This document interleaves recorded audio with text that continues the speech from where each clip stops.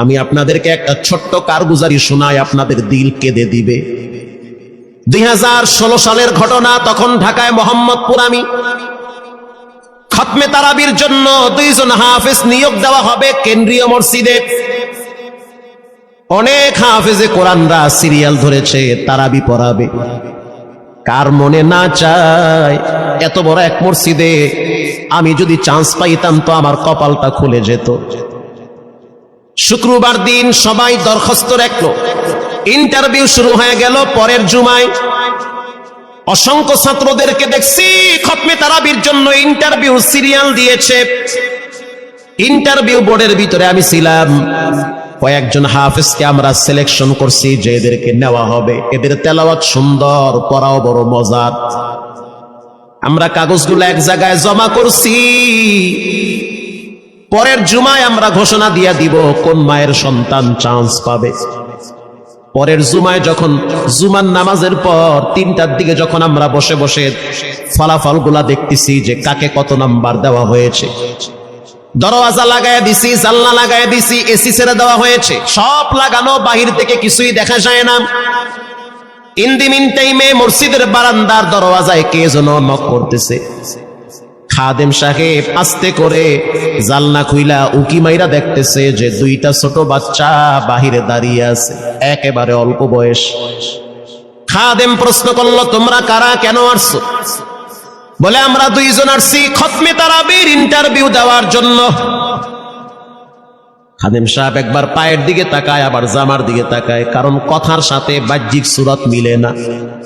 অন্য অন্য ছাত্রদেরকে দেখছি কত উন্নত পোশাক পরে, গেটআপ কত সুন্দর করে ইন্টারভিউ দেওয়ার জন্য আসছে। আর এই 2 জনের দিকে তাকায় দেখলাম মনে হয় রাস্তায় ভিক্ষা করতে করতে আইছে, মানায় না, একেবারে গরিব। খাদেম বলল, ইন্টারভিউর ম্যাচ শেষ, চলে যাও বাড়িতে, নেওয়া হবে না। যাদের ব্যাপারে পরীক্ষা নেওয়া হয়েছে তাদের ব্যাপারে ঘোষণা দেওয়া হবে। বাচ্চা 2টা নাসরবান্দা বলতে আছে, আমাদের তো টাকা নাই যে আমরা ভাড়া দিয়ে এখানে আসবো। বাবায় বড় কষ্ট করে 2-4টা টাকা জমা কইরা পকেটে দিয়া পাঠায় দিছে, এজন্য আসতে দেরি হয়েছে। খাদেমের বড় মায়া লাগছে, কারণ খাদেমও গরিবের সন্তান। ভিতরে গিয়া মুয়াজ্জিম সাহেবের বলতে আছে, ও ভাই, বাহিরে 2টা বাচ্চা দাঁড়ায় আছে, ওরা নাকি হাফেজে কোরআন, কিন্তু দেখলে তো মানায় না। মুয়াজ্জিম সাহেব ধমক দিয়া বলতে আছে, কোনো সুযোগ নাই, তাড়ায় দাও। খাদেম গিয়া ইমামের কানে কানে বলতে আছে, হুজুর, বাহিরে 2টা বাচ্চা দাঁড়িয়ে আছে, চেহারার ভিতরে এত মায়া, কিন্তু বাহ্যিক সুরত মিলে না, ওরা নাকি কোরআনের হাফেজ।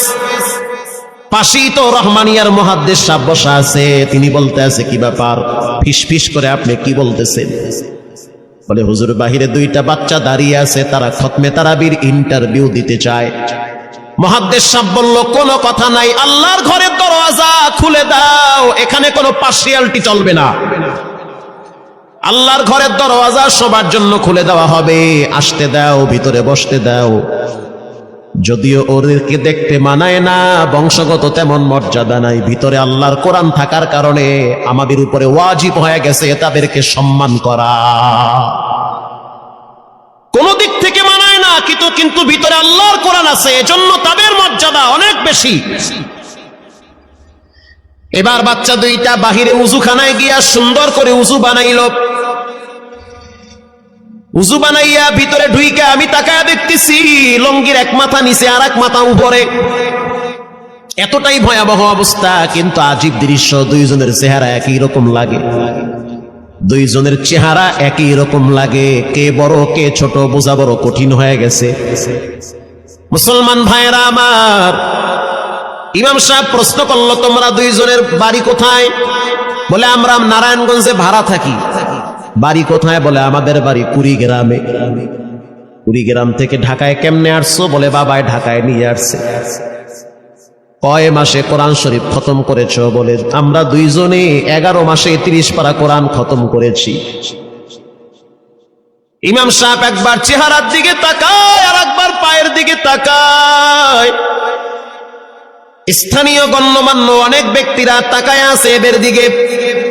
ইমাম সাহেব বলতে আছে, বাবা, তারাবির ইন্টারভিউ শেষ হয়ে গেছে, বাড়ি চলে যাও। যেটা একটু দেখতে ছোট, ও চোখের পানি দেখলাম টিস্যু দিয়া মুছতেছে। কেন কাঁদতেছো? বলে আমরা গরিব, তার জন্য মনে হয় আমাদেরকে তাড়ায়া দিতেছেন। আমরা জানতাম না ইন্টারভিউ তাড়াতাড়ি শেষ হয়ে যাবে, আসতে দেরি হয়েছে কারণ আমাদের তো ভাড়া টাকা ছিল না, বাবায় কষ্ট করে কিছু টাকা দিয়েছে, সেটা দিয়ে এখানে আসছি। এবার মুহাদ্দিস সাহেব বলতে আছে, তাহলে একটা কাজ করো, তুমি কিছু তেলাওয়াত করে শোনাও। দুইজনেই উত্তর দিল যে আমরা তেলাওয়াত করলে তো আর নিবেন না, আপনারা প্রশ্ন করেন, আমরা দুইজনে উত্তর দিব। আমি তো আশ্চর্য হয়ে গেলাম, জীবনে কত হাফেজ দেখছি, এরকম হাফেজ দেখি নাই। প্রশ্ন করবেন, আমি উত্তর দিব। বুঝতে পারলাম ভিতরের খবর কেউ না জানলেও একজন জানেন, তিনি হলেন কে?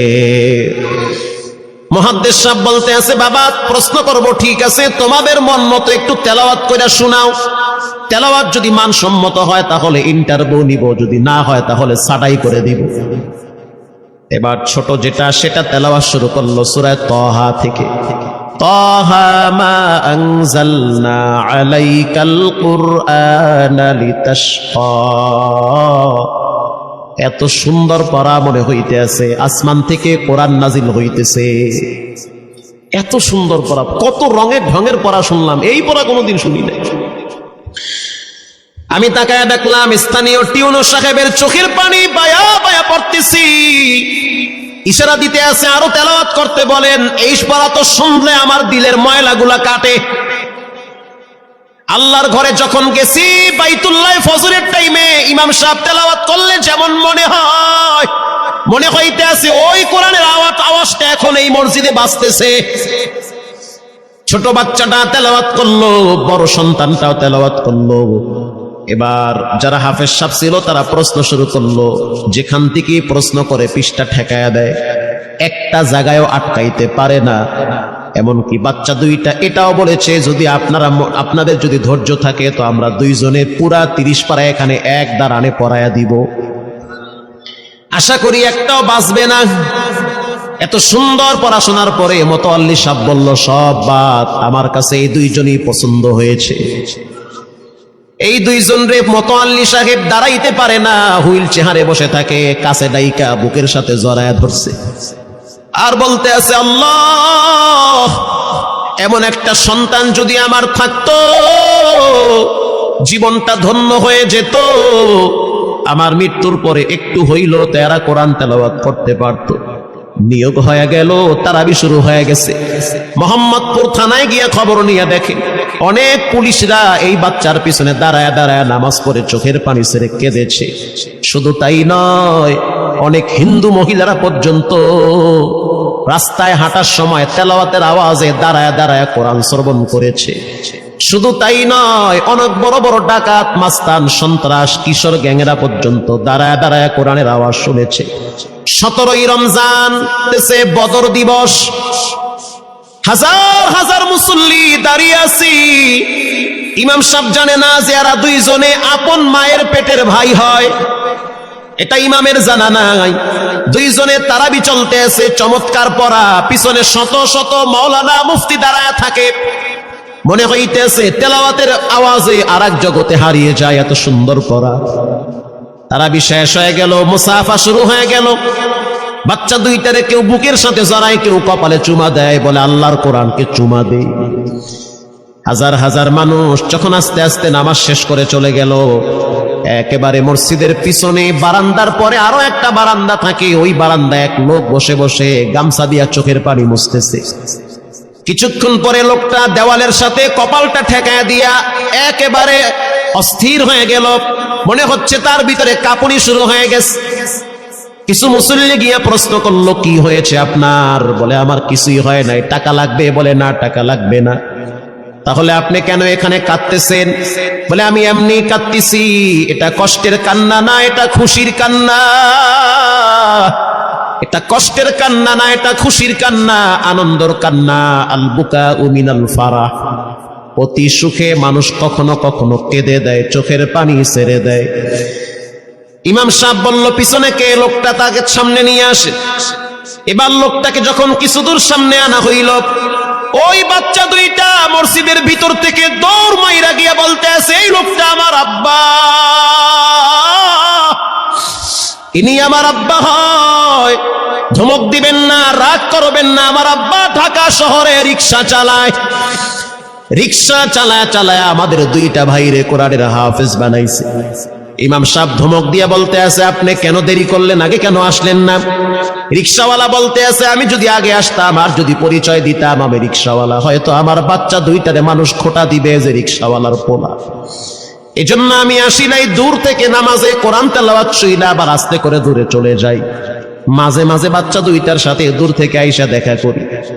এটাই হলো কোরআনের বরকত। পরে শুনতে পারলাম এই বাচ্চা দুইটার মাও নাকি গাড়ি অ্যাক্সিডেন্টে মারা গেছে। লাশ পড়ে আছে সেই কুড়িগ্রামে। একটা ছেলের নাম জুবায়ের আর একটার নাম হলো তালহা। রিক্সাওয়ালা বলতে আছে, আমার আফসোস নাই, কষ্ট হলো এক জায়গায়, সেটা হলো ঈদের সময় বাচ্চাগুলা তো বাড়িতে যাবে। বাড়িতে যাওয়ার পরে দেখবে ওদের মায়ের লাশ কবরে পড়ে আছে। ডানে বামে মাটি, সামনে পিছনে মাটি, মাটির ঘর, অন্ধকার কবরে মা ঘুমায়। ঈদের দিন এমন কোন দরদি নাই যে আমার বাচ্চাগুলারে সান্ত্বনা দিবে। গত ঈদেও দেখছি বাচ্চা দুইটা মায়ের কবরের পাশে দাঁড়ায় দাঁড়ায় লম্বা টাইম কেঁদেছিল। আমাদের ঘরে কোনো ঈদ নাই, রিক্সাওয়ালাকে সান্ত্বনা দেওয়া হইল, নসিব আপনার ভালো, কপাল খুলে গেছে। দুইটা সন্তান হীরার টুকরা এমন ভাবে তৈরি করেছেন মনে হইতে আছে জিন্দা কোরআন হাঁটতেছে। এজন্য সন্তানগুলাকে দিনদার বানান, ঠকবেন না। বর্তমান জমানায় মানুষ বড় স্বার্থপর। একমাত্র কলিজার টুকরা মা বাবার জন্য যেই দোয়াটা করে ওটা অন্য কেউ সহজে করতে চায় না। কথা ঠিক না ব্যাঠিক? সন্তানগুলারে দিনদার বানান, নেককার বানান, আল্লাহওয়ালা বানান। আল্লাহ পাক বলেন, যারা কোরআন পড়ে, নামাজ পড়ে, আল্লাহর রাস্তায় দান করে, তারা হলো সফল ব্যবসায়ী। এখানে এমন মানুষ বসা আছেন যে নিজের হাতে নিজের মায়ের কবরে রাখছে, নিজের হাত দিয়া নিজের আব্বারে কবরে ফালায়া রাখছে। ঘরে গিয়া দেখবেন মায়ের বিছানাটা খালি। যেই বিছানায় মা ঘুমাইতো সেই বিছানাটা এখন অসহায়ের মতো পড়ে আছে। বাবাই যেই বিছানায় শেষ বয়সে বসে বসে কোরআন তেলাওয়াত করতো সেই বিছানাটা পড়ে আছে। এখন আর কেউ বলে না, বাজান তুই কেমন আছো? এই কথাগুলা মা বাবার মুখ থেকে সবচেয়ে বেশি বের হইতো। মা বাবার জন্য এখন চাইলেও তো কিছু করতে পারেন না। আজকে যদি আপনার মা বাবা থাকতো, খাওয়ানো লাগতো, চিকিৎসা করার লাগতো, অসুস্থ মাকে নিয়ে ভোলা মেডিকেলে যাওয়া লাগতো, অসুস্থ আব্বারে নিয়ে লঞ্চে করে ঢাকা মেডিকেলে যাওয়া লাগতো। এখন মাও নাই, বাবাও নাই, টাকা আছে, চাইলেও খরচ করতে পারেন না। সহজ একটা রাস্তা বের করে দেই, এর চেয়ে সুবর্ণ সুযোগ আপনি পাবেন কোথায়? আব্বারে তো থাকলে খাওয়াইতেন ভাত, না তো আর করতে পারতেন না।